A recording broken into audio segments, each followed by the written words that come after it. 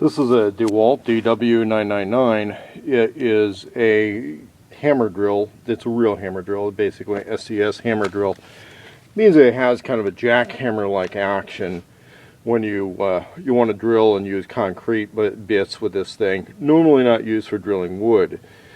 The hammering action on this is pretty, it's subtle.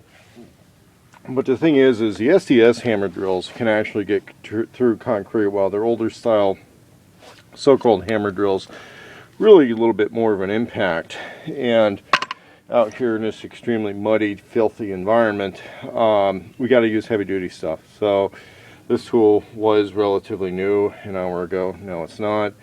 However, I understand that this particular model has been discontinued and replaced by a newer model. On this one, it's pretty straightforward. We've got a little depth gauge here that came as part of it. When you loosen the handle, that's how you can adjust this thing.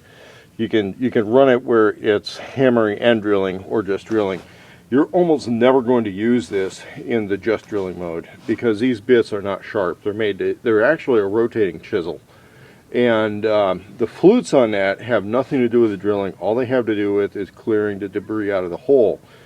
So in drilling concrete, like I did to get these cane bolts in to hold this gate in place, this is the type of drill that I'm going to use. We drilled holes slightly oversized so that there's a little fudge factor as things shift around in the ground here. It's something you're likely not to use a whole lot. So some people are going with a lesser brand on these things, but not too many companies make a cordless drill of this type. Most of the time it's a plug-in-the-wall unit.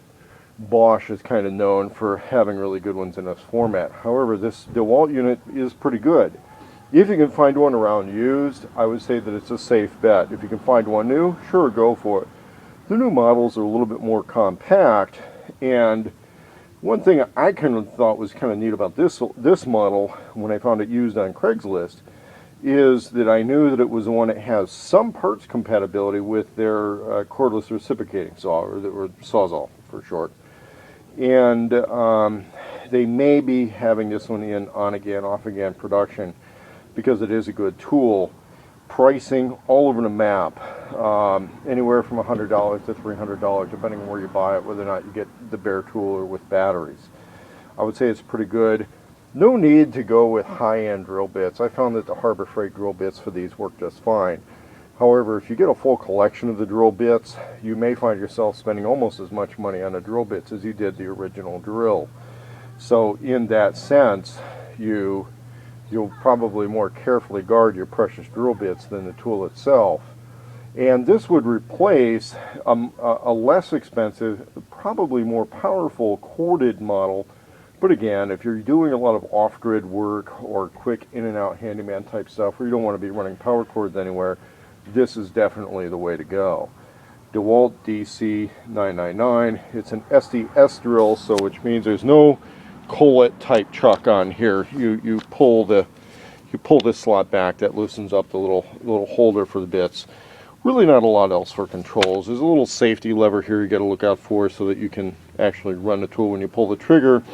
As you can see, I'm in a pretty filthy environment right now, working in the mud, but we're trying to get this so the gate no longer blows open in the wind. And these tools, the DeWalt stuff, can take it for sure. Here I have the Dewalt DC999. We're drilling this brick so that it acts as an anchor point for these cane bolts. Now, when you're drilling this type of stuff, the front hole usually comes in pretty clean, but a lot of times if you're drilling a brick, this one I think is only about 1.5 inches, 2 inches thick, you may get blowout on the other side. The other reason some people may want to go to drill only instead of the hammer action, although I'm using the hammer action on this, is that if the brick is brittle, you may break a brick. That's just reality. If you're drilling concrete, that's usually not a problem.